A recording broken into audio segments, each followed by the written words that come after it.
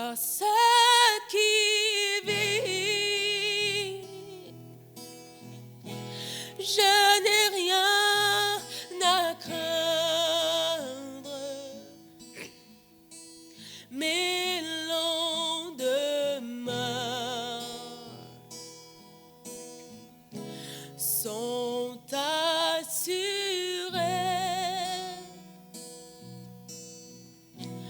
entre ses mains. Il tient ma vie pour ce temps et l'éternité. Je sais qu'il vit pour qu'elle y vive. Posso crer no amanhã, porque Ele vive. Temor não há, mas eu pensei, eu sei que a minha vida está nas mãos do meu Jesus, que vivo está.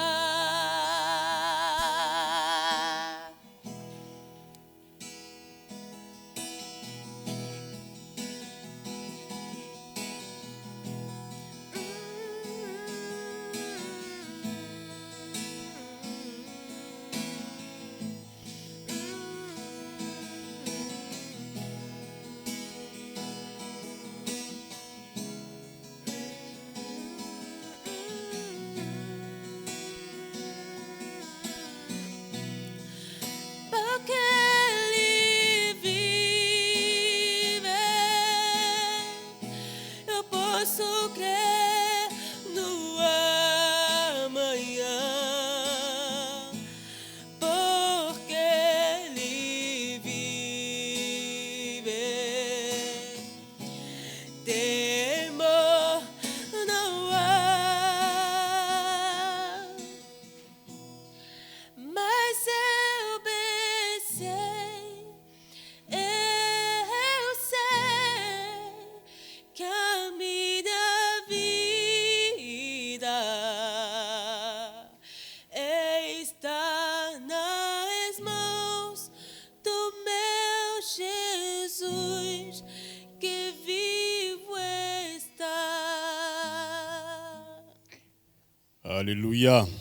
Merci au Seigneur pour cette puissante adoration, pour vraiment ce moment merveilleux qu'il nous accorde.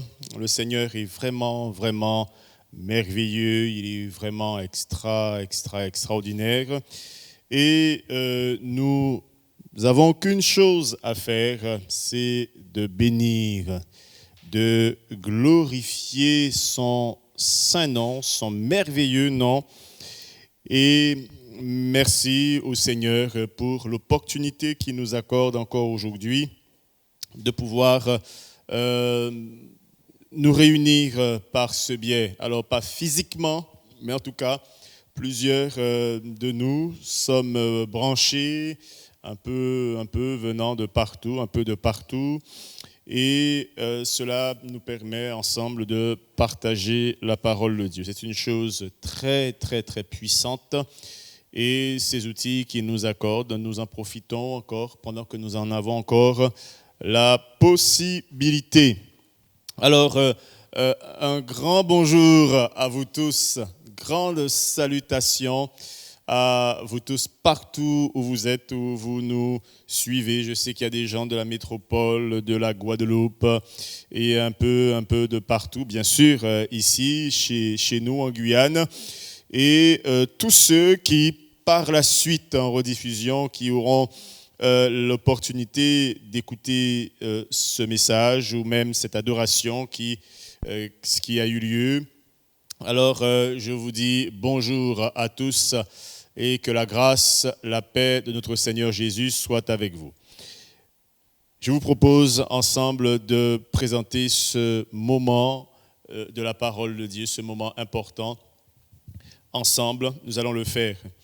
Glorieux Seigneur, Dieu merveilleux, que ton nom soit béni, que ton nom soit célébré en ce jour. Merci pour cette opportunité que tu nous accordes de pouvoir ensemble considérer ta parole, la méditer ensemble et être vraiment fortifiés. Nous allons être exhortés par elle et c'est par elle que tu nous redresses, que tu nous corriges. Mon Dieu, merci. Merci pour ta gloire. Merci pour ta puissance dans notre vie. Merci pour ton amour.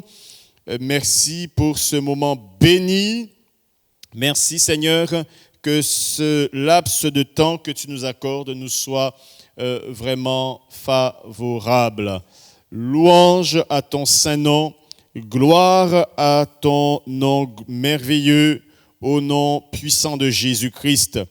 Bénis Seigneur tous ceux qui sont à l'écoute en cet instant, partout où ils sont, que ta paix, ta grâce soit avec toutes ces personnes, tous ces frères, toutes ces sœurs, au nom puissant de Jésus. Amen. Alors, voilà, comme je disais tout à l'heure, à défaut de pouvoir être ensemble à l'église et se réunir, nous avons la possibilité, frères et sœurs, d'être enseignés, même à distance. C'est une chose merveilleuse. Mais en même temps, c'est triste. C'est triste parce que la terre est arrivée à un point, à un stade vraiment critique. Et pourquoi je dis que c'est triste ? C'est triste parce que bien sûr, je fais une parenthèse. C'est pas tout à fait ça notre message, mais il y a tout de même un lien. C'est triste parce que quand je considère les attitudes ou encore les choses qui sont dites, les réactions autour de cette conjoncture, de cette pandémie, et je me rends compte que beaucoup de chrétiens et beaucoup même de serviteurs de Dieu, de servantes de Dieu n'ont pas compris. Et c'est une grande tristesse, En tout cas pour tous ceux qui comprennent le calendrier de Dieu, qui comprennent dans quelle saison nous sommes, sont capables de comprendre et capables de ressentir dans son cœur cette tristesse, de ressentir dans son cœur que ce n'est pas normal, ce type d'attitude, ce type de réaction. Alors, lesquelles ? Alors, tout au début de cette situation, nous avons entendu des serviteurs de Dieu, des servantes de Dieu, des personnes très écoutées, comme j'ai l'habitude de les appeler des généraux, les généraux du mouvement évangélique, qui demandent aux personnes de se rassembler, qui font appel même au monde, à l'Église tout entière, et qui mettent en place des jeûnes, qui décrètent des jeûnes. Et voilà, jeûnons afin que Dieu puisse détruire le coronavirus. Jeûnons afin que toutes les personnes soient guéries et que cela disparaisse au nom de Jésus, et cela avec grand zèle, avec vraiment beaucoup de vivacité. Et lorsqu'on entend cela, on pourrait dire, mais oui, bien sûr, ces personnes tellement écoutées, ils ont raison. Il faut se mettre ensemble et puis prier contre le coronavirus. Et tout le monde, beaucoup de personnes, je dis même une grande partie de l'Église s'embarque dans cela. Mais je n'ai entendu personne, mais vraiment, dire... Mais cette dimension est à l'échelle mondiale. Qu'est-ce que Dieu veut nous dire? Et dire, nous devons nous repentir. Je n'entends pas ces personnes dire, repentons-nous. Repentons-nous parce que certainement le monde, les hommes, ont mis Dieu dans une dimension de tristesse. Le monde a touché vraiment le fond, a été vraiment dans le paroxysme, a été vraiment dans une dimension trop profonde de sa dépravation, de son péché. Et nous, même l'Église a à se repentir parce que dans l'Église même, cette dépravation dont je parle, toute cette dimension de péché dont je parle s'y trouve. Et je n'ai pas entendu, repentons-nous, que l'Église se repente, que la totalité des chrétiens puissent se mettre devant Dieu et se repentent afin que Dieu puisse faire grâce.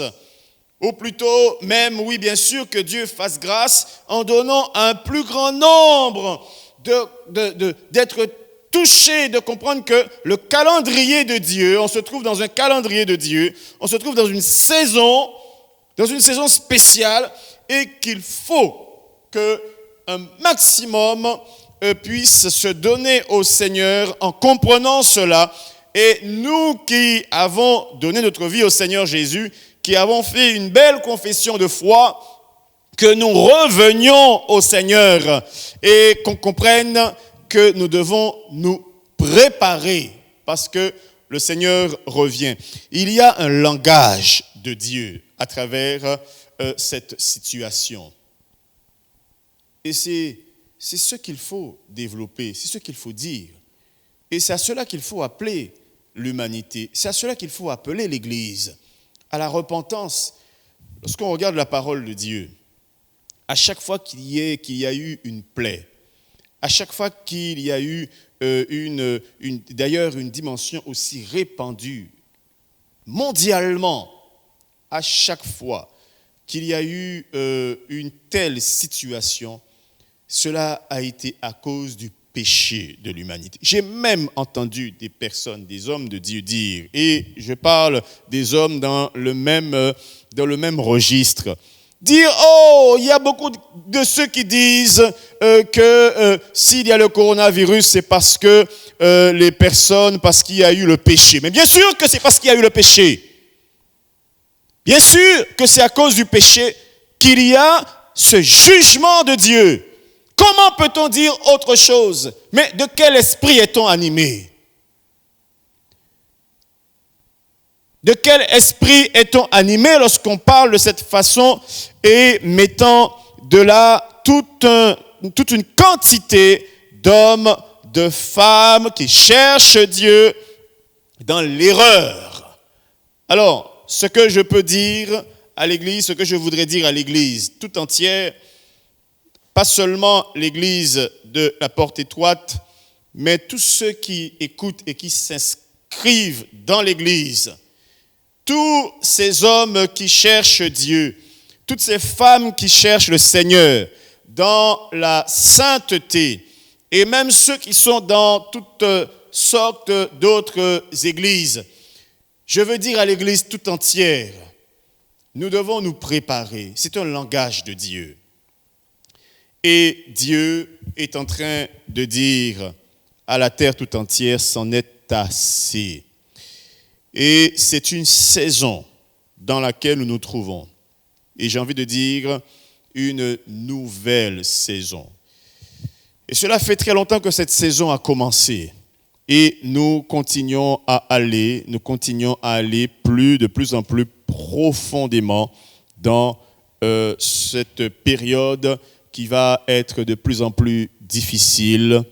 Et peut-être que beaucoup voudraient que je dise autre chose, mais je vous assure que cette période cette saison-là va être de plus en plus terrible, de plus en plus difficile, et que l'Église doit se préparer parce que la Bible nous montre très clairement que le Seigneur va enlever son Église pour que son Église ne voit pas cette colère à venir, cette colère qui vient et on est déjà au seuil de cette terrible colère de Dieu, au seuil de ce terrible jugement, cette période de jugement qui vient sur la terre. Je parle de la tribulation et de la grande tribulation. Chrétien, Église, prépare-toi à la rencontre de ton époux. Après, maintenant, chacun va faire le choix d'écouter telle ou telle voix. Mais je te propose quelque chose. Vous savez, le Dieu que je suis en train de prêcher, ce Dieu-là a donné à chacun son Saint-Esprit. Si du moins vous avez le Saint-Esprit de Dieu, vous pouvez entrer dans votre chambre, vous mettre à part et crier vers Dieu, Seigneur, qu'est-ce que tu veux véritablement dire à l'Église? Tu peux faire cela. Pour cela, tu n'as besoin d'aucun prédicateur. Tu n'as besoin de personne pour pouvoir le faire. C'est une affaire entre Dieu et toi, une relation, une intimité entre Dieu et toi, pour que tu saches quelle voix tu dois écouter. Et il y a une voix sur la terre qui crie en ce moment, qui crie depuis quelques années que un plus grand nombre ne veut pas écouter, mais vous savez, il y a toujours un moment de vérité, un moment où on se trouvera en face de la réalité. Mais je vous dis en vérité, je voudrais que toute l'Église prenne conscience maintenant. Soyez puissamment bénis, vous qui êtes branchés, et le Seigneur nous fait la grâce de pouvoir ensemble déguster, délecter sa parole. C'est ce que nous allons faire. Nous allons parler aujourd'hui de la sanctification.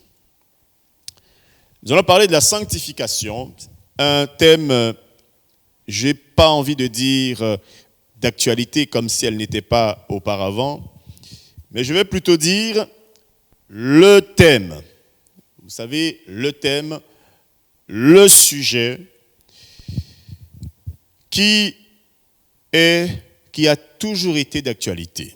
Dieu a toujours demandé à son peuple, et c'est la chose que Dieu a toujours demandé, et toute la parole de Dieu exhorte et demande au peuple de Dieu, donc le peuple de Dieu, les Juifs et puis l'Église par la suite, lui a demandé la sanctification. Et d'ailleurs, avant même de parler du peuple de Dieu qui a été constitué à une certaine époque, à l'époque d'Abraham, avant cela, depuis la chute de l'homme, Dieu a fait en sorte, a demandé à l'homme de revenir à lui. Il y a eu plusieurs dispensations qui sont venues avec de différents hommes. Quand je parle de dispensation, je parle de périodes, de différentes périodes qui sont venues avec des différents hommes où le Seigneur a voulu à chaque fois, par ses dispensations, par ces hommes qu'il a envoyés, à chaque fois, sa volonté, son désir a toujours été de ramener les hommes. Et lorsque les hommes, par exemple, on peut prendre la dispensation du gouvernement humain à l'époque de Noé, lorsque les hommes ont refusé et que Dieu a vu que le monde entier était englouti par le mal et que les hommes devenaient de plus en plus méchants, il y avait de plus en plus de méchanceté sur la terre. Nous voyons qu'il y a eu un terrible jugement de Dieu. Vous connaissez l'histoire de Noé et le déluge. Avec le déluge, Dieu a toujours demandé à son peuple la sainteté. Et quand il a appelé dans la dispensation de la loi avec Moïse, quand il les a appelés, c'est-à-dire Moïse, Aaron et ses fils, et que Dieu a établi, il a mis en place par son ordre, à sa demande, l'arche, et qu'il a établi les sacrificateurs pour servir dans le tabernacle. Quand je parle de l'arche était à l'intérieur du tabernacle, dans le lieu très saint. Alors, quand il a établi les sacrificateurs pour officier dans le tabernacle, nous voyons qu'il y avait des signes sur les sacrificateurs, et en plus des différents signes qu'il y avait sur eux, des signes qui montraient leur mise à part, qui montraient le fait d'être enlevé du commun, mis à part pour le service de Dieu. Il y avait des signes sur eux qu'on appelle des signes de distinction. Et en plus qu'il y avait des signes, la Bible nous parle d'une lame qui était ici, là, sur le front et sur laquelle était inscrit sainteté à l'Éternel. Sainteté à l'Éternel. Ça, c'est une chose qui est tout à fait claire. Et donc, lorsque l'Église, le temps de la grâce, la dispensation de la grâce est arrivée, alors juste avec le Seigneur Jésus, ou même juste après le Seigneur Jésus, il y a eu le moment où l'Église a été établie, ce qu'on appelle l'Église primitive, la première Église. Alors le Seigneur a demandé également la sainteté. Le premier message a été « Repentez-vous ». Repentez-vous. Et la repentance mène à la sanctification, puisque lorsqu'on se repent, on passe d'un groupe à un autre, ou encore d'un état à un autre état.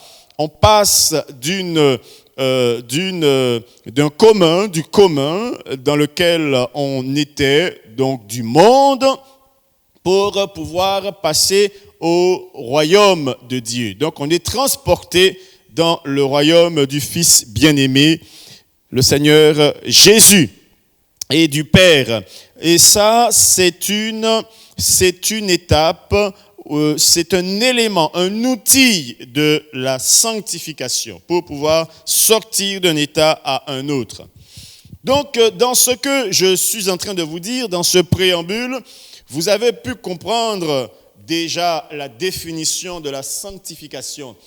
La définition, c'est quoi? C'est être enlevé du commun, être mis à part en vue de, donc en vue du service de Dieu. Donc le mot est également traduit par sainteté, je viens de le dire, sainteté, sanctification, traduit par sainteté, mise à part, un autre terme, séparation.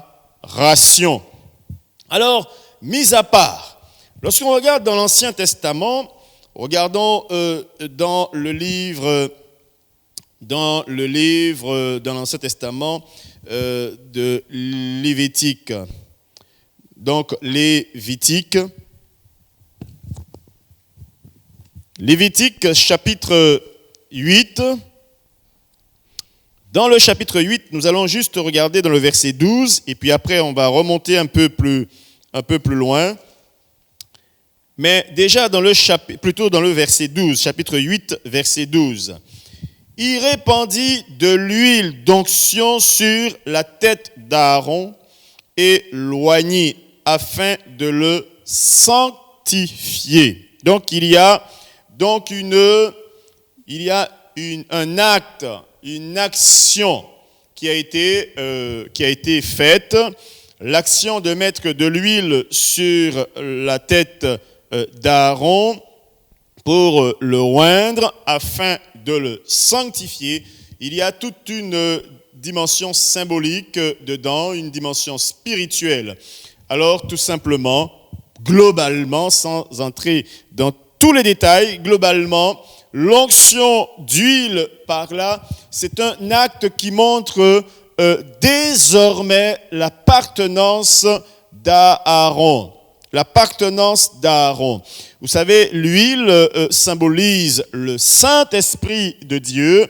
Donc, c'est toujours le Saint-Esprit qui prend l'homme pour l'enlever de là où il était jadis, de là où il évoluait, pour pouvoir le conduire dans le royaume de Dieu, pour le conduire au service de Dieu, pour pouvoir le mettre dans le sacerdoce, dans le service de Dieu.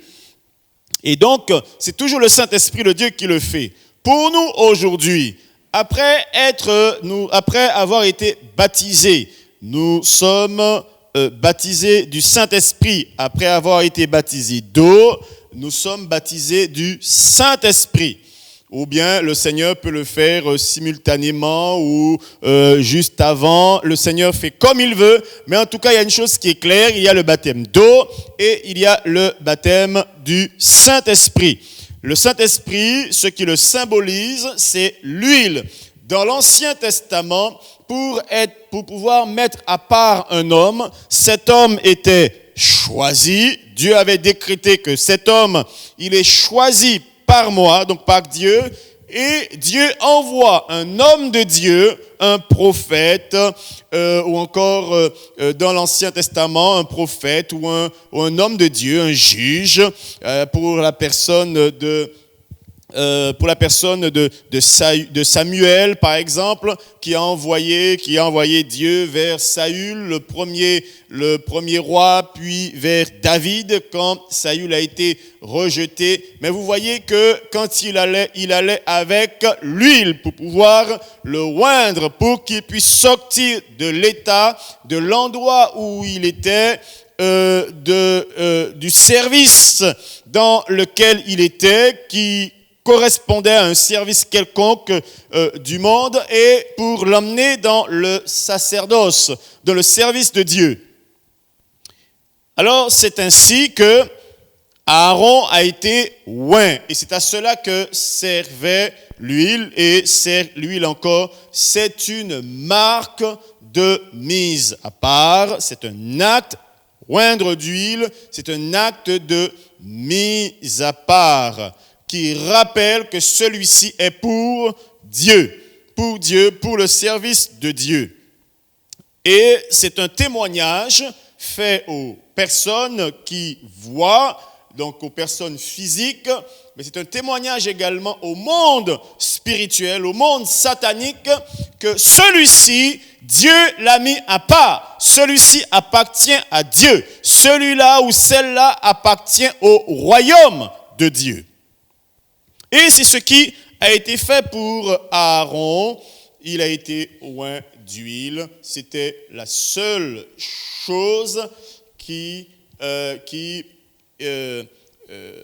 était là pour pouvoir rappeler l'action du Saint-Esprit, pour rappeler l'action, l'œuvre du Saint-Esprit de Dieu.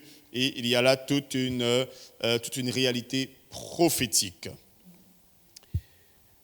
Donc ici, voilà la mise à part. Il y a d'autres signes de distinction. Moïse fit aussi approcher les fils d'Aaron. Il les revêtit de tuniques, les ceignit de ceintures et leur attacha des bonnets, encore un signe de distinction, comme l'Éternel l'avait ordonné à Moïse. Il fit approcher le taureau expiatoire, et Aaron et ses fils posèrent leurs mains sur la tête du taureau expiatoire. Moïse l'égorgea, prit du sang et en mit avec son doigt sur les cornes de l'autel tout autour et purifia l'autel. Il répandit le sang au pied de l'autel et le sanctifia pour y faire l'expiation. Il prit toute la graisse qui couvre les entrailles, le grand lobe du foie et les 2 rognons avec leur graisse, et il brûla cela sur l'autel. Nous voyons qu'il y a une expiation qui a été faite. Nous arrêtons un instant ici. L'expiation. Alors, que veut dire expiation? Donc, expiation vient du terme expiation. Donc, expiation, on entend expiatoire.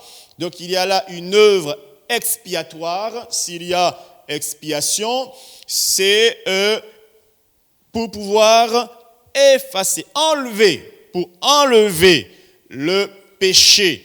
Là, ce que nous voyons ici, l'acte que nous voyons ici, cet acte-là, qui est un acte prophétique, mais aussi qui rappelle une chose, c'est ce que je vous ai dit tout à l'heure, c'est l'élément par lequel on est obligé de passer, un élément qui est obligé d'intervenir dans la vie d'un homme ou d'une femme qui est mis à part ou mise à part pour Dieu, un homme, une femme qui a décidé de passer d'un état à un autre, donc la sanctification.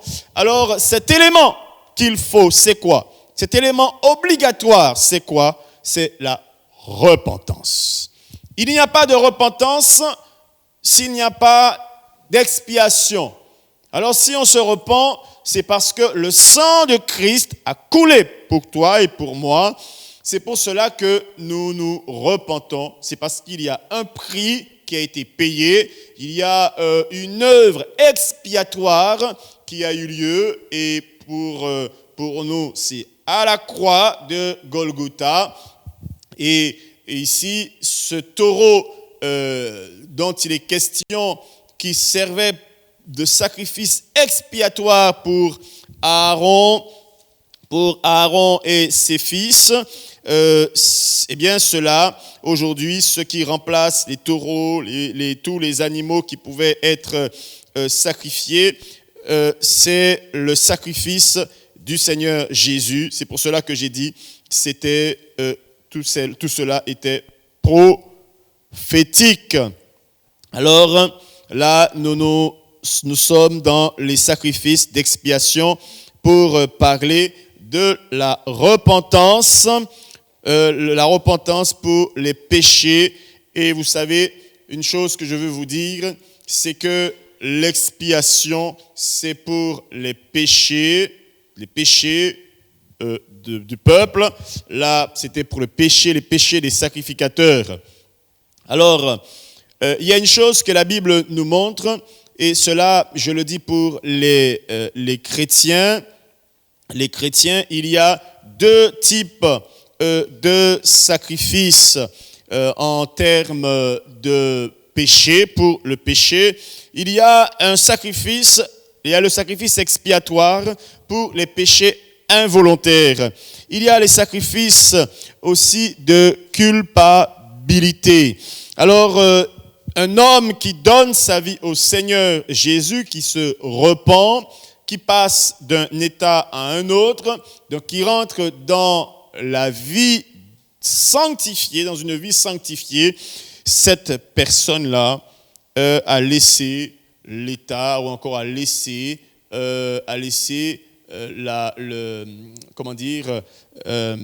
plus dans le péché volontaire.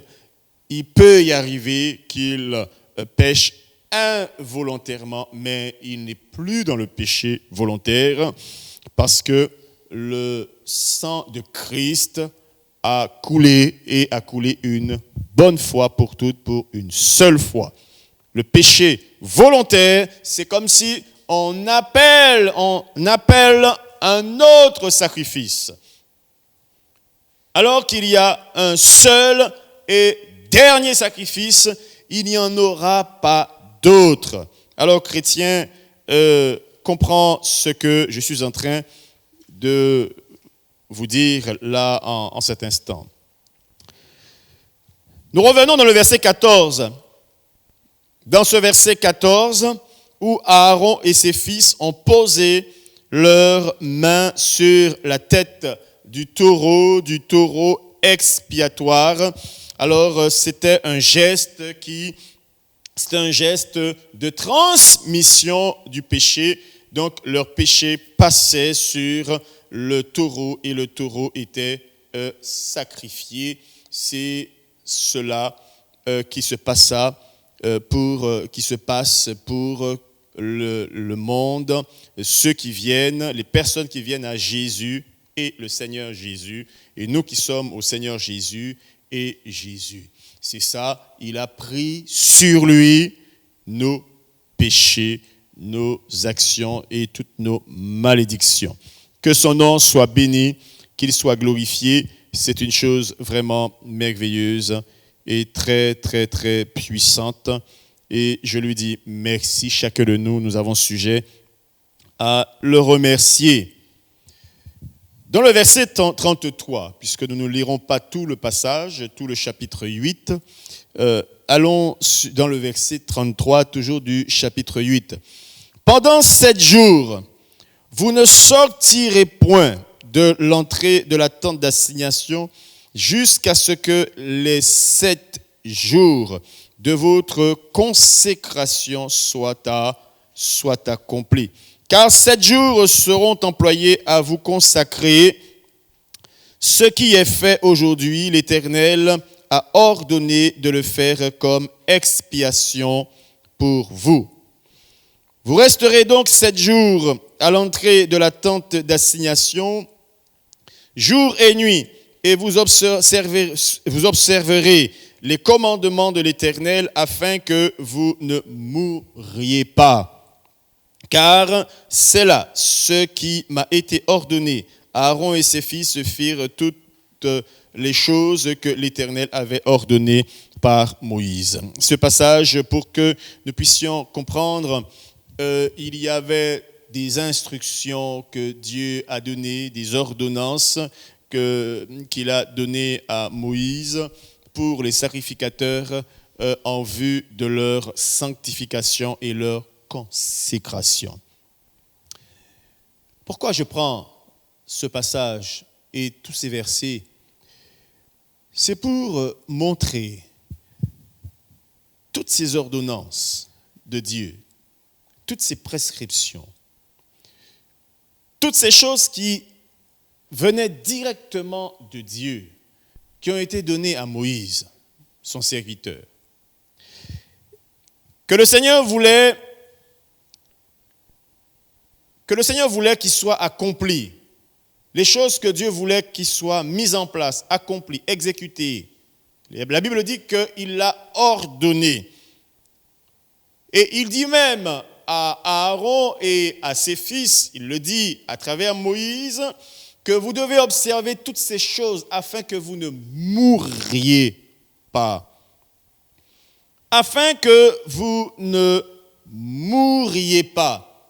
Cela veut dire que Moïse, Aaron, les fils d'Aaron, ou encore Moïse lui-même aurait négligé ces instructions et ne le donnerait pas à Aaron et ses fils, ou encore si Aaron lui-même et ses fils n'avaient pas obéi et que ce que le Seigneur avait ordonné, à ce que Dieu avait ordonné, il y aurait une conséquence. Alors, en d'autres termes, plus simplement, ils n'obéiraient pas aux ordonnances, aux règles de la consécration, aux règles de la sanctification, aux règles de la mise à part. Ils n'obéiraient pas aux règles de la sainteté, il mourrait. Il serait mort. Ces choses viennent directement de Dieu, elles viennent directement du Seigneur, elles viennent directement du trône de Dieu. Lorsque les enfants de Dieu, les chrétiens pensent, ou les personnes qui disent croire en Dieu, parce qu'il y a beaucoup de personnes qui disent croire en Dieu. Ah, je crois en Dieu. Ah, j'aime Dieu. Dieu, c'est la première chose dans ma vie. Je fais ma prière tous les matins. Oh, le soir, avant d'aller me coucher, je me mets à genoux. La première chose que je fais, c'est ma prière. Moi, je ne vole pas, je ne mens pas, je ne fais pas ceci, cela, etc. Et tout le monde, la plupart des gens auxquels vous demanderez, bien sûr, à part les athées, vous leur demanderez, est-ce que vous aimez Dieu? Tous diront oui. Alors, quel qu'il soit, quel que soit ce qu'ils considéreraient comme Dieu, ils diront oui, j'aime Dieu. Et beaucoup de chrétiens également, ils vivent une vie chrétienne bien à elle. Bien à elle. Donc une vie chrétienne personnalisée. Alors, je parle de deux groupes de personnes. Un groupe de personnes, le plus commun, d'accord, les gens du monde. Je parle des chrétiens, donc ceux qui sont l'Église, qui représentent l'Église. Je parle de ces deux groupes-là pour dire que et dans l'un et dans l'autre, on trouve des personnes dans la même situation, dans le même panier, dans la même situation, qui personnalisent leur relation avec Dieu, ou encore qui personnalisent la façon de servir Dieu, une façon bien à moi. Alors que Dieu a donné depuis toujours des instructions. Des instructions. S'il a donné des instructions à Moïse pour Aaron et ses fils, pour l'Église, il y a également des instructions. Pour l'Église, il y a également des règles. Pour toi, il y a des règles. Pour moi, il y a des règles. Je ne peux pas avoir une vie chrétienne propre à moi. Je ne peux pas avoir une vie chrétienne que j'aurais inventée moi-même.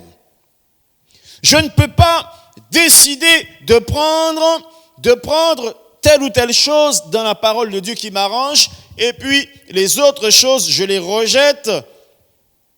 Je ne peux pas, si Dieu a suscité quelque chose, a suscité une personne, ou encore a commencé à accomplir, et se trouve dans l'accomplissement de ce qu'il avait annoncé, de ce que dit sa parole. Autrement dit, il est dans cet exercice de l'accomplissement de sa parole, dans l'exercice de l'accomplissement de son calendrier, dans l'exercice de l'accomplissement des choses prophétiques, des choses qu'il a annoncées. Il est aussi dans la vision, il est en train de regarder,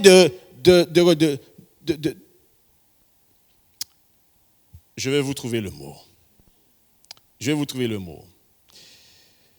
Il est en train, le Seigneur Jésus, d'inspecter. Il est en train d'inspecter les hommes. Inspecter les hommes. Pour regarder quels sont les hommes qui respectent tout ce qu'il a dit, tout ce qu'il suscite et tout ce qu'il accomplit, qui les respecte et qui tremble devant lui. Dieu veut que les hommes, alors une chose que les hommes n'aiment pas entendre, surtout les chrétiens, ils ne veulent pas entendre cela. Ils disent, oh, vous êtes des alarmistes. Vous prêchez la parole de Dieu pour faire peur aux gens. Vous voulez que les gens tremblent. Et de ceux qui viennent, qui reçoivent au début les instructions de Dieu et puis qui s'en vont parce que ils ne peuvent pas supporter la réprimande. Ils ne peuvent pas supporter la parole de Dieu qui mène à la crainte de Dieu, qui mène à la sainteté, qui mène à ne plus avoir d'écart, qui les mène à trembler devant Dieu. Les hommes doivent trembler devant le Seigneur, doivent craindre Dieu. Et ce sont ceux qui craignent Dieu, qui tremblent devant ce puissant et terrible Dieu. Quoiqu'ils savent que ce Dieu est un Dieu d'amour, un Dieu miséricordieux, un Dieu compatissant, mais ils savent aussi que c'est un feu dévorant. Ils savent que c'est Dieu, le créateur du ciel et de la terre, avec lequel, devant lequel et au nom duquel on ne peut pas faire n'importe quoi. Au nom duquel on ne peut pas vivre de n'importe quelle manière. Il faut le comprendre, ça. Un chrétien qui veut vivre sa vie et qui veut vivre dans une certaine aisance, dans une certaine légèreté, et puis qui veut vivre dans une sorte de léthargie, un chrétien qui veut être... Non, je suis désolé, c'est pas le Dieu d'Israël que tu sers.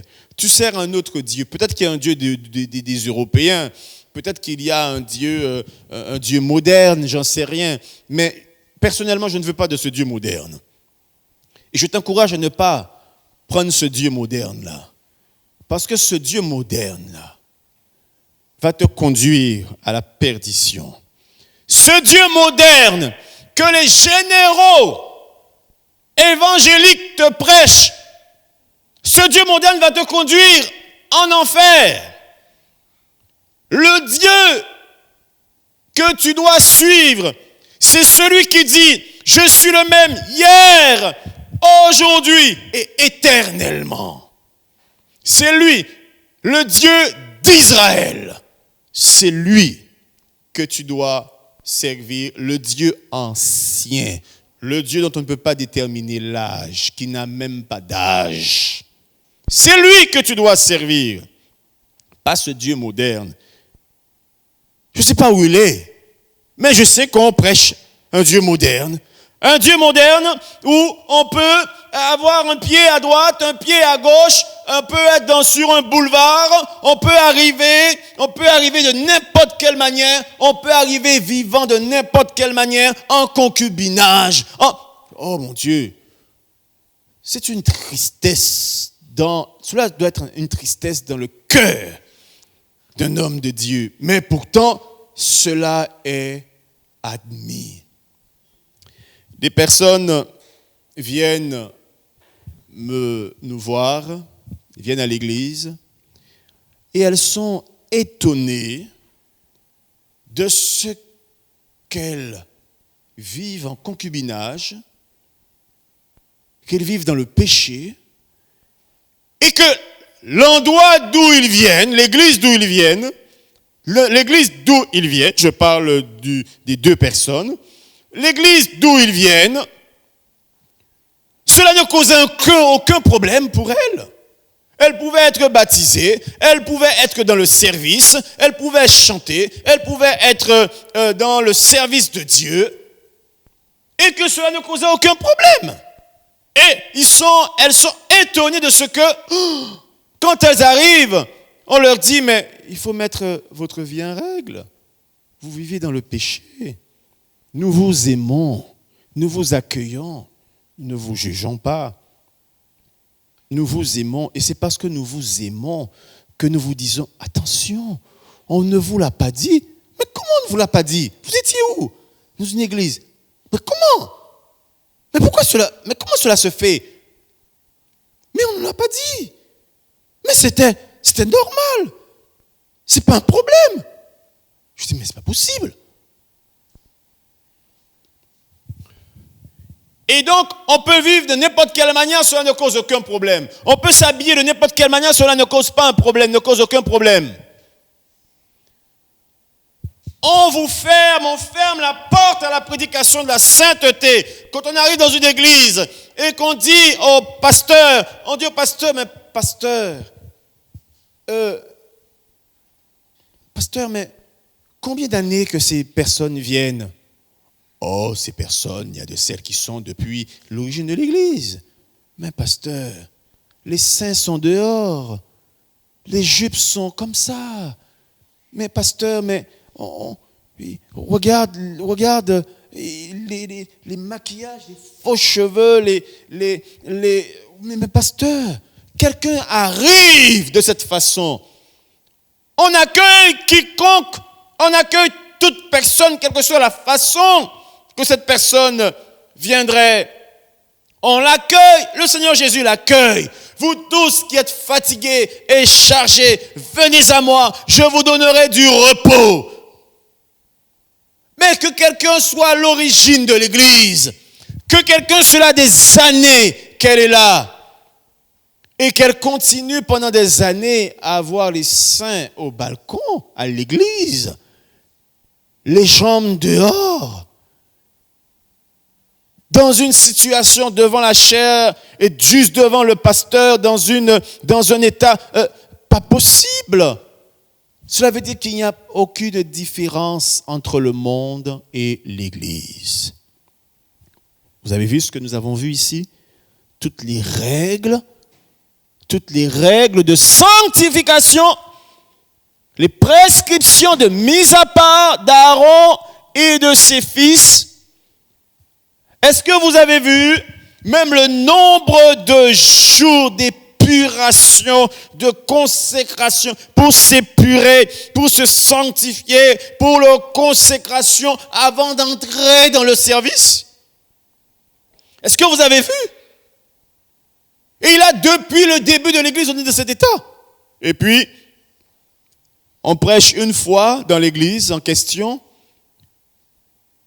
Et 2 fois, on sent que le message de la sainteté, ça monte en crescendo et que ça commence à bouleverser, à déranger l'église.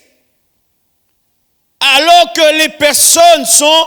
Oh, mais mon pasteur ne m'avait jamais dit ça. Les personnes commencent à être touchées, bouleversées, et que le changement va s'opérer. Le pasteur dit, hey, ça suffit, terminé, c'est fini, ne viens plus.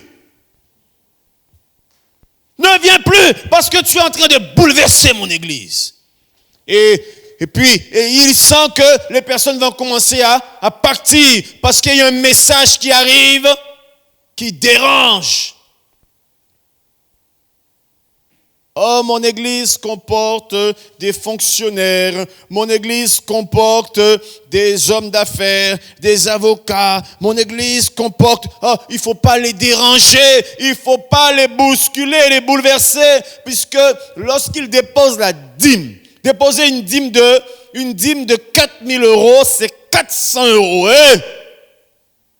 Il ne faut pas bouleverser ces gens-là. On balaye la sainteté.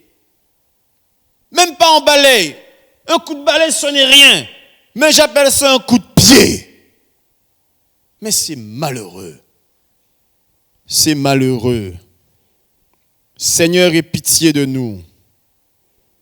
Aie pitié de nous. Et ces mêmes personnes disent, prions, jeûnons, pour que le coronavirus cesse. Pour que ça cesse. Oh Seigneur, le jugement de Dieu, et qui a commencé même des fois dans les églises, au lieu de venir dans la repentance aux pieds du Seigneur et exhorter l'église, exhorter les chrétiens du monde entier à se repentir, je vous assure que vous l'auriez fait. Je serai avec vous et je serai le premier à commencer à me repentir avec vous. Et d'ailleurs, nous le faisons.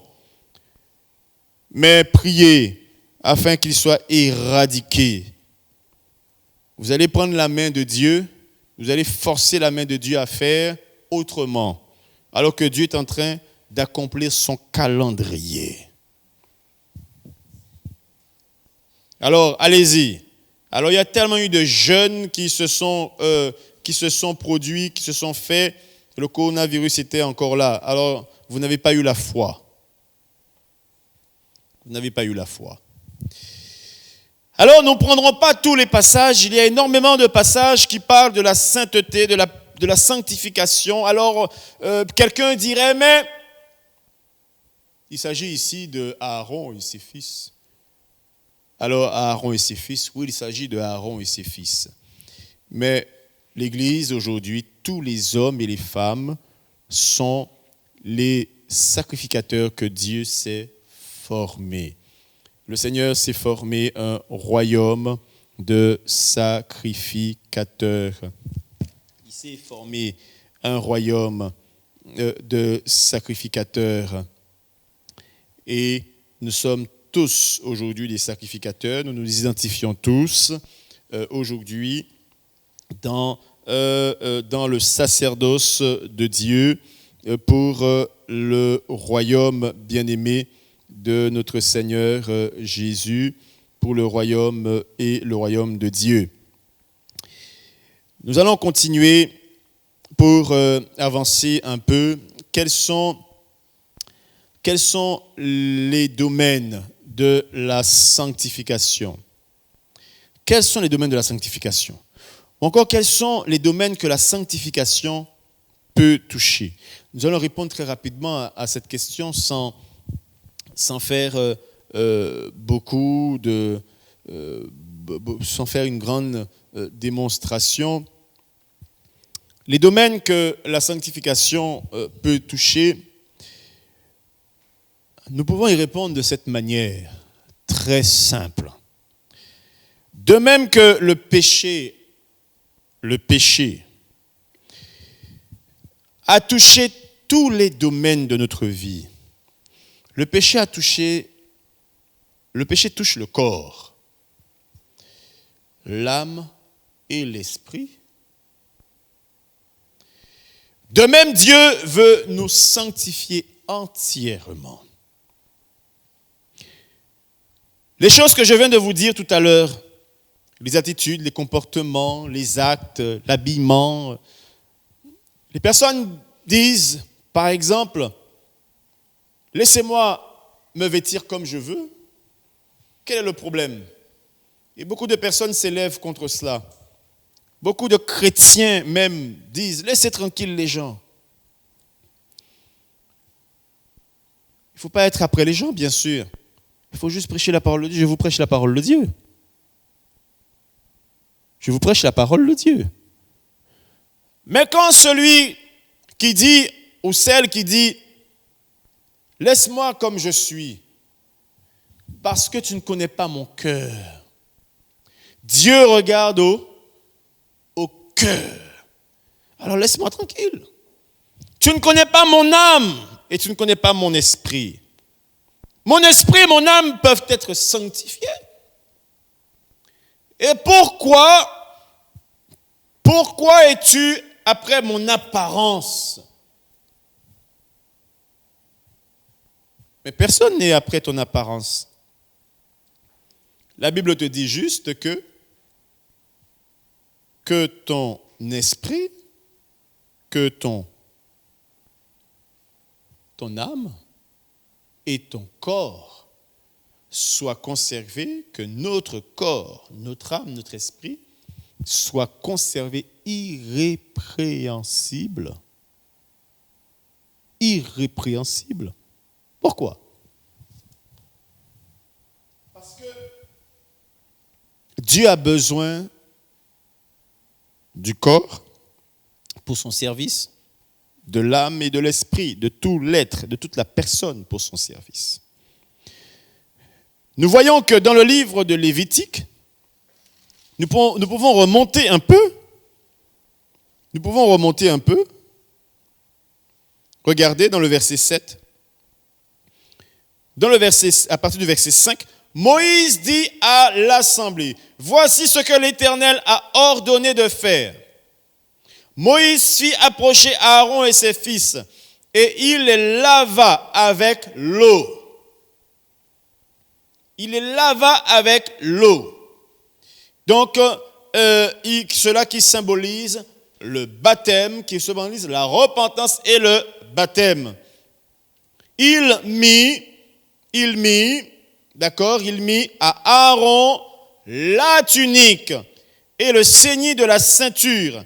Il le revêt de la robe et il plaça sur lui l'éphod qu'il serra avec la ceinture de l'éphod dont il le revêtit. Il lui mit le pectoral et il joignit au pectoral l'urim et le tumim.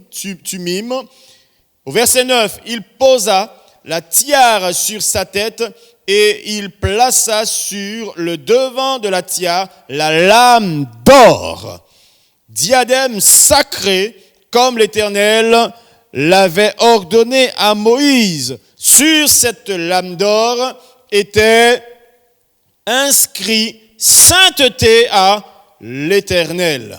Sainteté à l'Éternel. Voilà. Donc,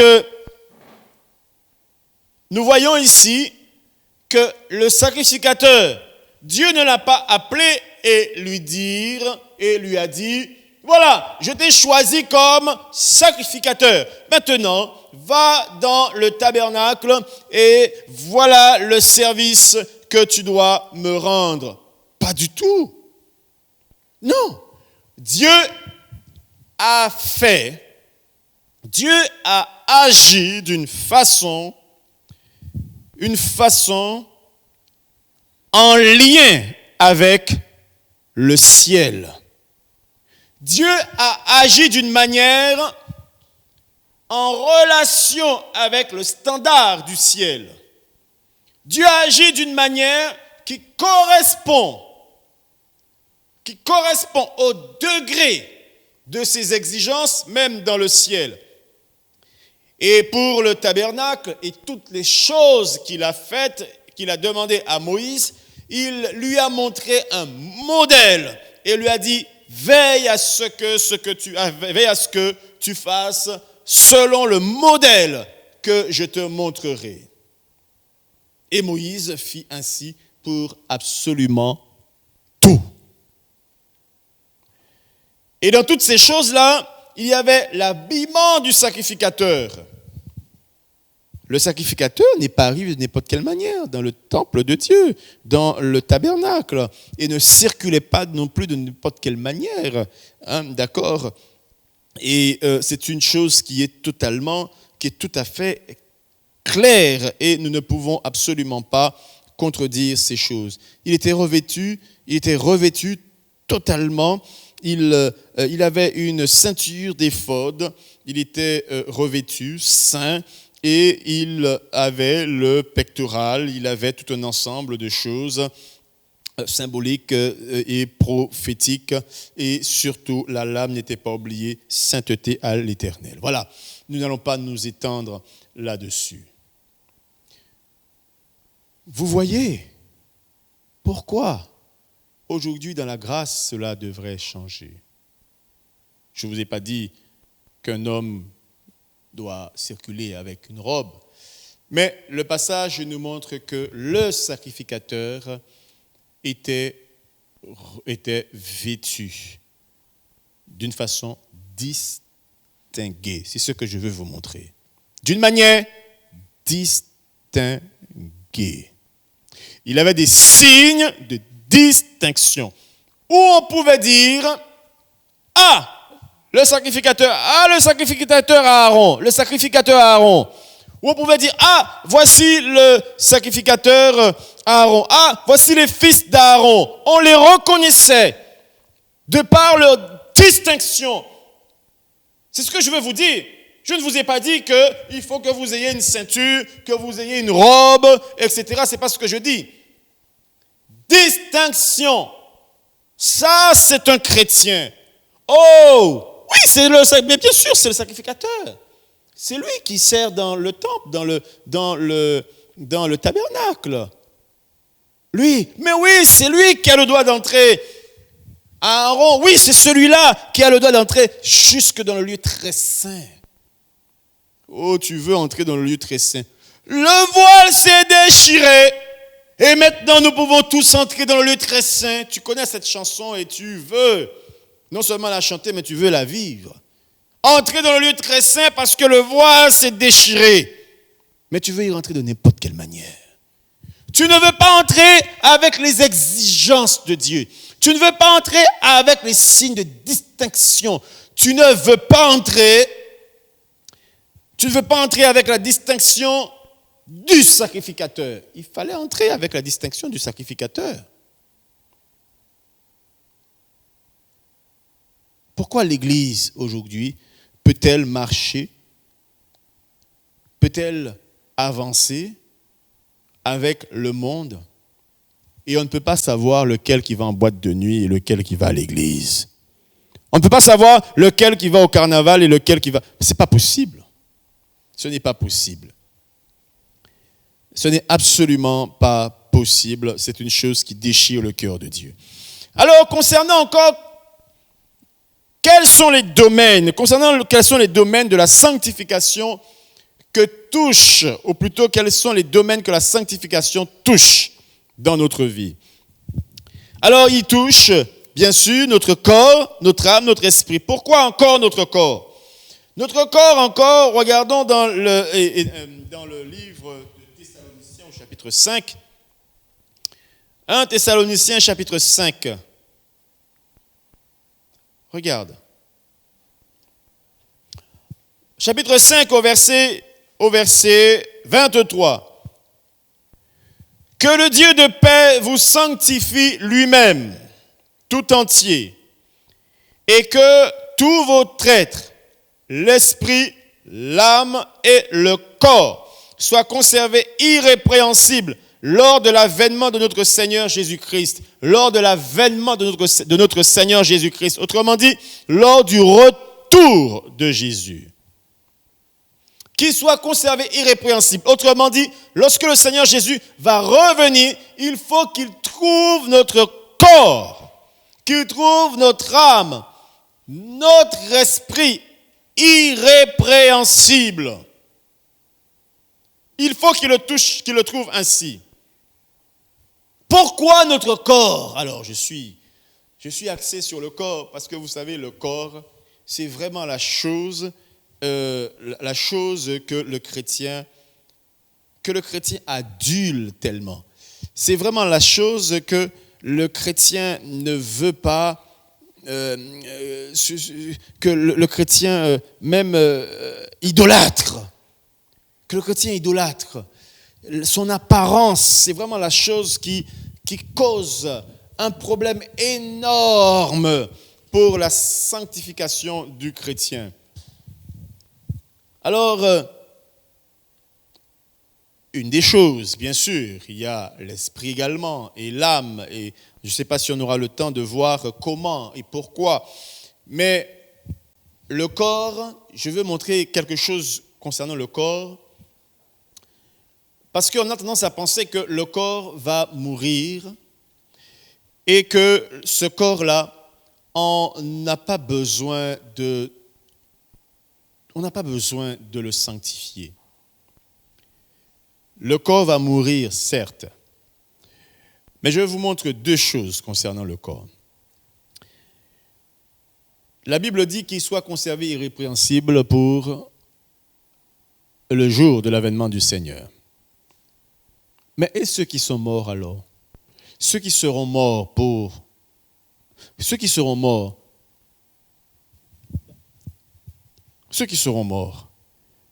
on pourrait dire, mais ils n'ont pas de corps. Pourquoi dit-il que le corps, l'âme et l'esprit soient conservés irrépréhensibles?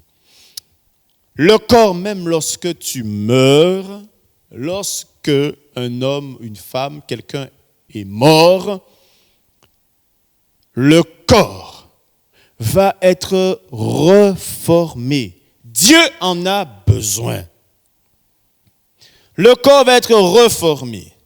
La Bible nous montre que les morts en Christ, dans l'épître de Paul aux Thessaloniciens au chapitre 4, la Bible dit que les morts en Christ ressusciteront premièrement. Mais la question que je me suis posée, mais ils sont déjà morts. Pourquoi Dieu ne les prend pas dans son royaume? Et puis, non seulement les vivants, seulement nous les vivants, on va être changés et on partira à la rencontre du Seigneur. Pourquoi les morts doivent-ils ressusciter? Ils sont déjà morts, Seigneur. Prends-les tout simplement dans ton royaume, dans le paradis. Ils ne sont plus là. Ils ne sont plus sur la terre. Prends-les.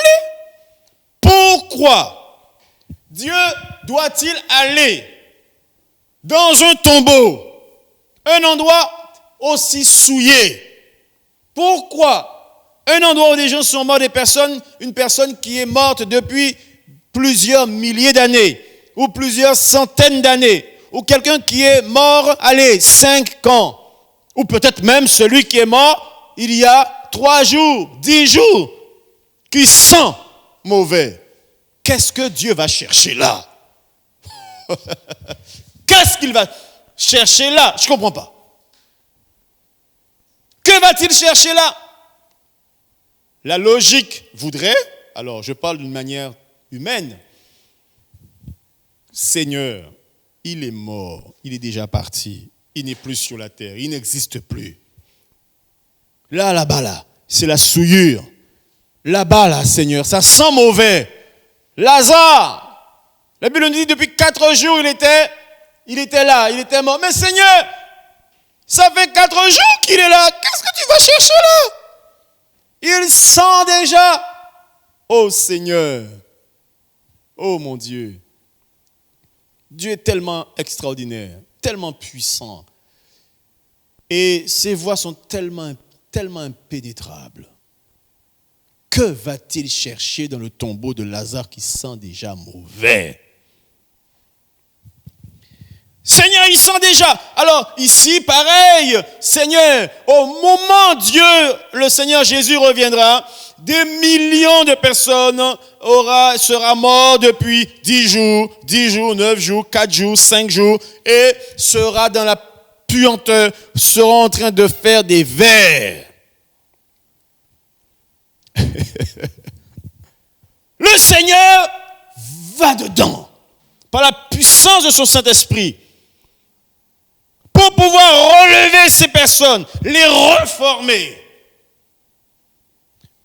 La Bible nous dit dans chapitre 15 de l'épître de Paul aux Corinthiens qu'ils passeront de la corruptibilité à l'incorruptibilité. Donc, de la puanteur à un corps glorieux.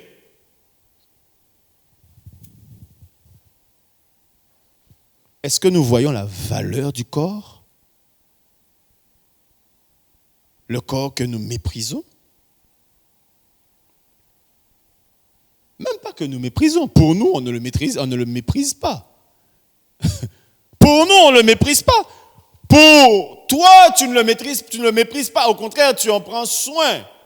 Oh, je me mets en valeur. Comme j'ai entendu dire. Oh, tu es une jeune femme. Tu es une femme de pasteur. Hey, tu es la femme du pasteur. Mets-toi en valeur.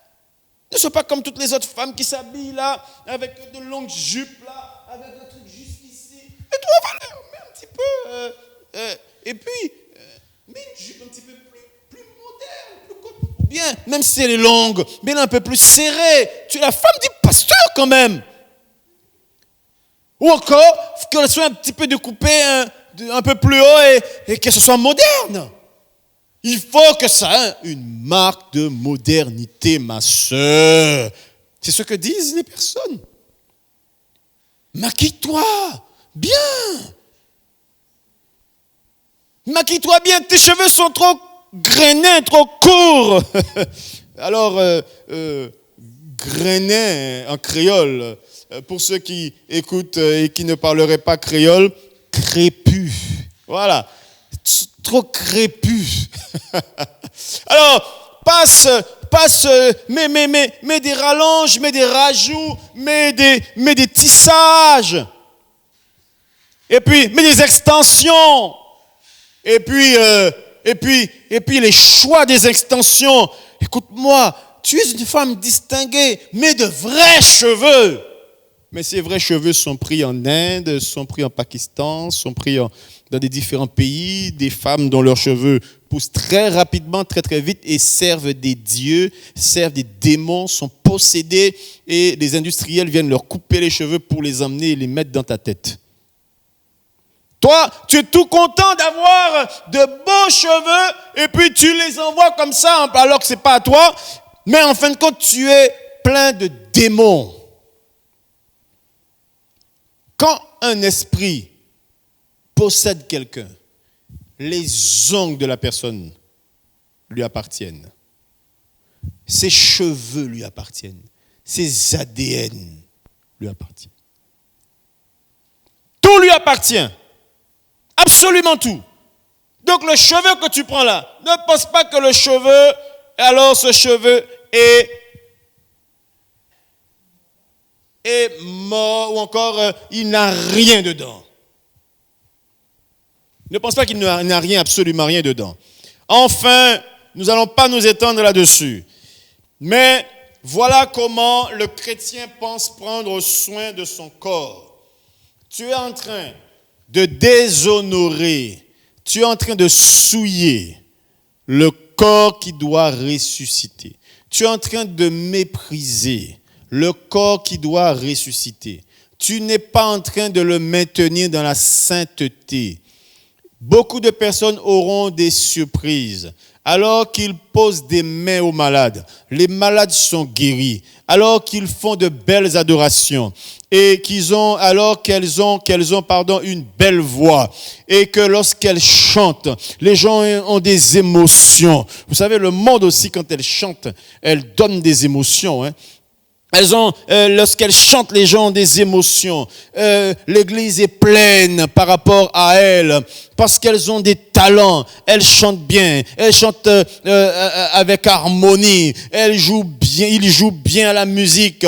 Ce monsieur, il joue bien à la batterie, mais il couche avec les filles de l'église. Il joue bien la guitare, mais dans le monde, à plusieurs copines, à plusieurs copines, à plusieurs maîtresses. Il joue bien à la guitare, mais...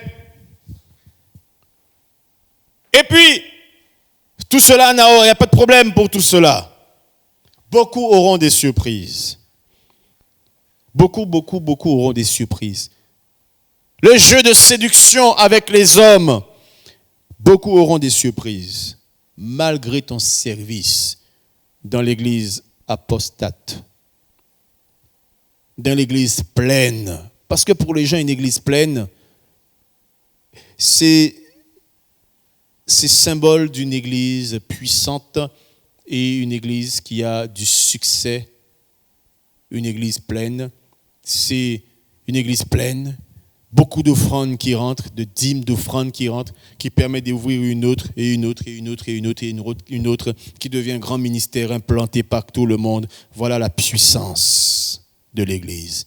Je te dis non. La puissance de l'église, la puissance d'une église, une église qui a de l'impact dans le royaume de Satan, une église qui ébranle le royaume du diable, qui met à terre les plans de Satan. C'est une église qui marche dans la sainteté.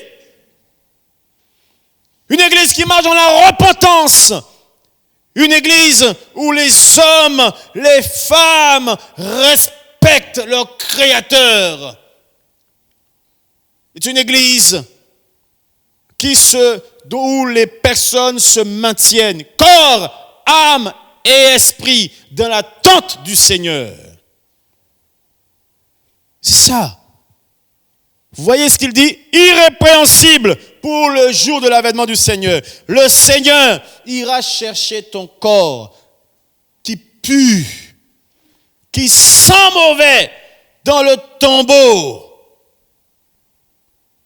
Lorsque tu marches dans la sainteté, cela veut dire que cela a une grande valeur pour le Seigneur. Cela a un grand prix pour le Seigneur.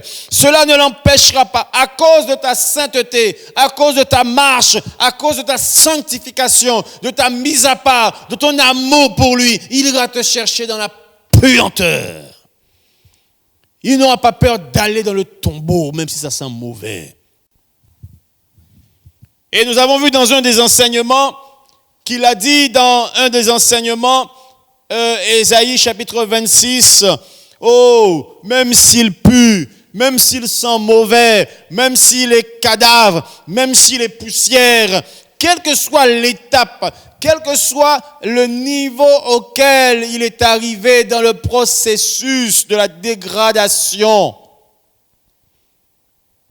il est mon mort, il est mon cadavre. Il est à moi. Alléluia. Il est à moi. Ésaïe chapitre 26. Il est à moi. Il dit, mon mort. Oui, mon mort, c'est à moi. Oh, Seigneur, il est à moi. Que tes morts revivent. Que mes cadavres. Chapitre 26, verset 19, que mes cadavres se relèvent. Réveillez-vous et tressaillez de joie, habitants de la poussière. Car ta rosée est une rosée vivifiante. Et la terre redonnera le jour aux ombres. Va mon peuple, entre dans ta chambre et ferme la porte derrière toi. Cache-toi pour quelques instants jusqu'à ce que la colère soit passée. Alléluia. Le Seigneur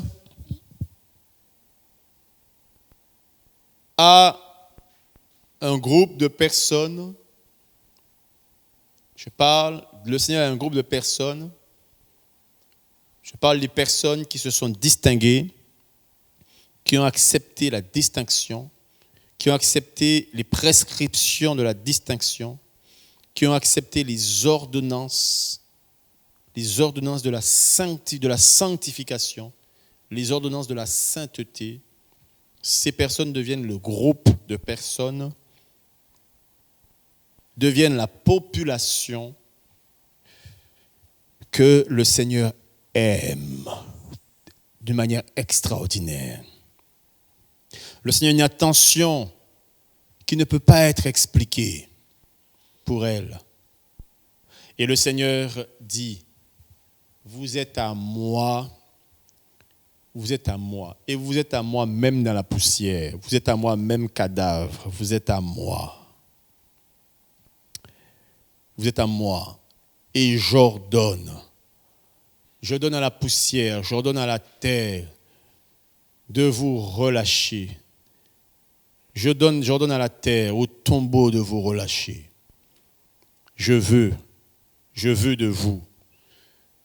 Je vous ferai, je vous ressusciterai. C'est extraordinaire. Je vais vous ressusciter. Je vais reformer votre corps. Je vais le rendre glorieux. Et je veux que vous soyez ensemble.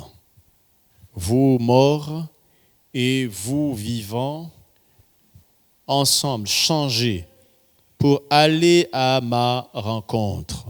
Aller à la rencontre du Seigneur, du Sauveur, du Roi des rois, du Dieu de gloire. Tu es important. Tout ton corps est important. Ton âme est importante. Ton esprit est important. Tout est important. Donc il faut que tout l'être, le corps, l'âme et l'esprit soient demeurent irrépréhensibles. Irrépréhensibles. C'est merveilleux, c'est merveilleux, c'est merveilleux. Le péché qui nous sépare de Dieu nous a transmis tout un mauvais héritage. Et à la nouvelle naissance, nous avons été réconciliés avec Dieu. Mais il reste encore tout l'héritage de notre passé, l'idée déformée de Dieu, la peur, la honte, la timidité, l'orgueil, les complexes, les mauvaises habitudes, les vices, etc., etc., etc. de choses. Le Seigneur veut nous débarrasser de toutes ces choses-là. Il veut que nous nous débarrassions de tout cela. Il veut nous délivrer de tout cela. Le Seigneur veut vraiment, il veut nous accompagner. Il va nous accompagner. Il va t'accompagner. Il va te tenir la main. Il va te conduire par son Saint-Esprit. C'est lui qui le fait, le Saint-Esprit de Dieu. C'est lui que Dieu nous a donné pour nous conduire dans la sainteté, pour nous conduire dans la justice, pour nous conduire jusque devant le Seigneur dans son royaume. Il a trop souffert, le Seigneur. Il a trop souffert. L'apôtre Paul disait, je vous en supplie, je vous en supplie. 2 Corinthiens chapitre 5, je vous en supplie, soyez avec Dieu réconciliés. Je vous en supplie. C'est son cœur qui parlait. Je vous en supplie. Il a tant souffert, le Seigneur. Il a tellement souffert. Il a tellement souffert pour notre rachat. On n'a pas le droit de continuer à marcher dans la légèreté. On n'a pas le droit de continuer à marcher de cette façon-là. Il faut que nous embrassions la sanctification. Et j'ai montré que la sanctification ne marche pas sans la repentance. Elles vont ensemble. Repentance. Dans Lévitique que nous avons vu, le livre de Lévitique, il est question de repentance, de sanctification. Et la Bible nous montre bien, de façon très claire, que le Seigneur Jésus, nous avons pris ce passage dans 1 Thessaloniciens chapitre 5, nous avons pris ce passage dans Ésaïe chapitre 26, et j'ai seulement évoqué 1 Corinthiens chapitre 4, pas 1 Corinthiens, mais 1 Thessaloniciens chapitre 4. Je vous ai parlé aussi de 1 Corinthiens chapitre 15. Je voudrais que vous notiez tous ces passages pour que vous puissiez les lire. Et pour revenir à 1 Thessaloniciens chapitre 4, nous comprenons que Dieu va venir et va ressusciter les morts. Il va les ressusciter. Et donc, tout pour Dieu a une grande importance. Le corps a de l'importance, l'âme et l'esprit. Et nous devons les conserver tous les trois. Donc, la totalité, l'ensemble de l'être. Une dernière chose avant que nous ne terminions. Vous savez pourquoi le corps a une grande importance pour Dieu? Parce que le corps fait partie de l'image de Dieu. Et quand Dieu a créé le corps, il ne l'a pas créé de façon banale et légère. La Bible nous dit que Dieu il y a une vapeur qui est montée. Une vapeur est montée du sol. Et c'est cette vapeur d'eau-là, cette vapeur d'eau, qui a permis la pâte, la boue, la matière, qui a permis de former, de sculpter la personne de l'homme. Et j'expliquais à quelqu'un hier que cette vapeur qui est montée du sol dans Genèse chapitre 2, cette vapeur-là, c'est le Saint-Esprit qui a participé à la formation de l'homme. Le Saint-Esprit de Dieu était là depuis la création. Il a participé à la création. Donc le Père, le Fils et le Saint-Esprit, les trois ont créé, étaient à la création. Et pour l'homme, cette vapeur qui est montée, c'est l'Esprit de Dieu. Puisque l'Esprit de Dieu, il y a trois choses qui symbolisent le Saint-Esprit de Dieu. C'est l'huile, c'est l'eau et le feu. Cette vapeur qui est montée, donc l'eau, la Bible précise très bien qu'il n'avait point plu sur la terre. Donc elle montre que ce n'est pas une eau qui avait l'habitude de tomber du ciel, avec laquelle Dieu forma l'homme. Ce n'est pas une eau ordinaire. Cette eau-là, c'est une eau qui ne provient pas d'une eau ordinaire, de la pluie. C'est une eau qui vient de cette vapeur, c'est une eau spéciale, c'est le Saint-Esprit de Dieu. On peut faire le parallèle, le lien avec la vapeur du livre de la Genèse au chapitre 2 et la rosée du chapitre 26 du livre d'Ésaïe, chapitre 26. La même vapeur que Dieu utilisa pour former l'homme, donc le Saint-Esprit, ça veut dire que l'homme même, le corps de l'homme, provient de Dieu, provient du Saint-Esprit, même qui permet la formation, et c'est le même Saint-Esprit en l'homme régénéré, d'accord, puisqu'on parle du premier Adam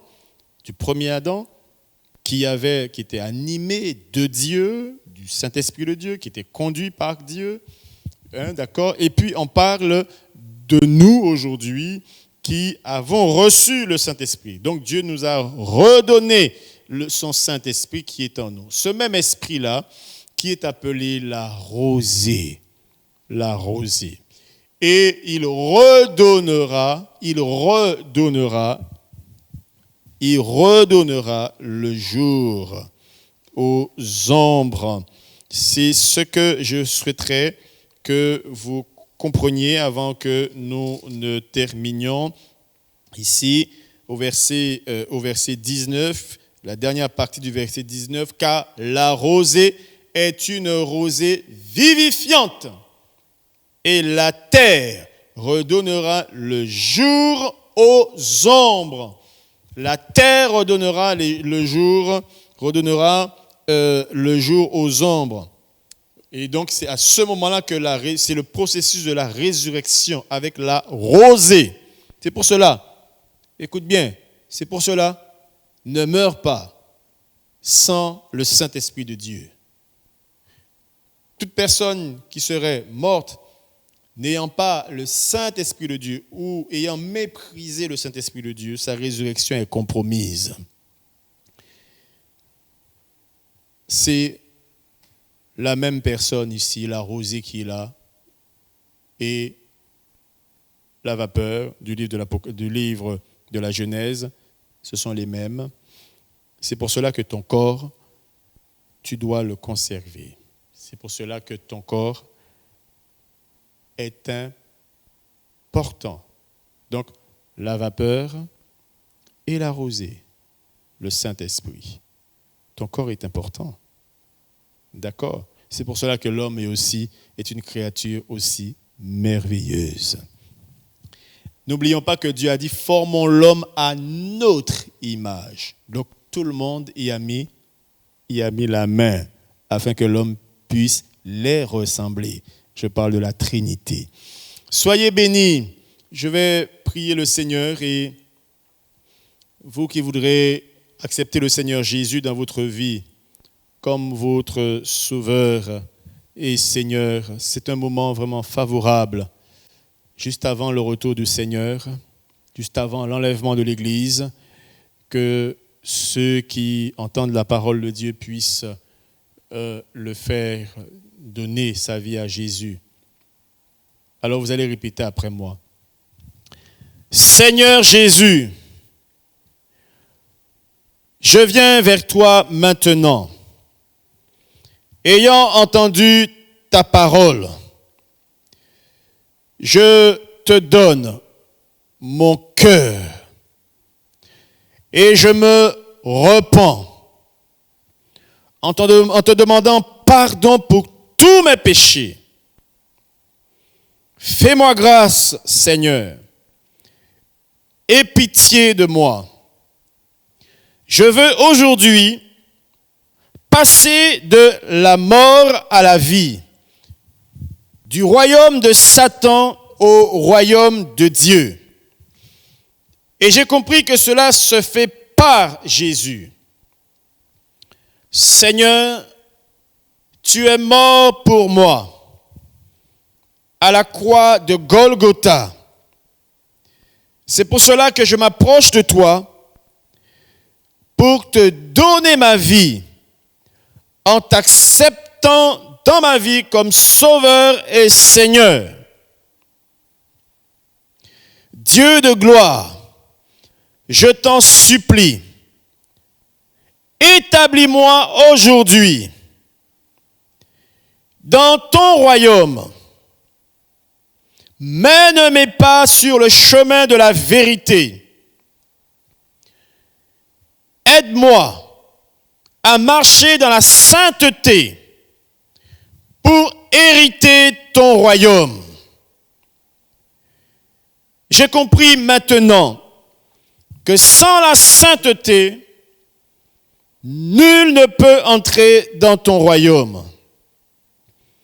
Glorieux Seigneur, je t'en supplie, reçois-moi en ce matin. Au nom de Jésus, Amen. Alléluia. Si tu as fait cette prière, en ce matin, tu as reçu le Seigneur Jésus et le Seigneur Jésus est aujourd'hui, désormais, ton Sauveur et ton Seigneur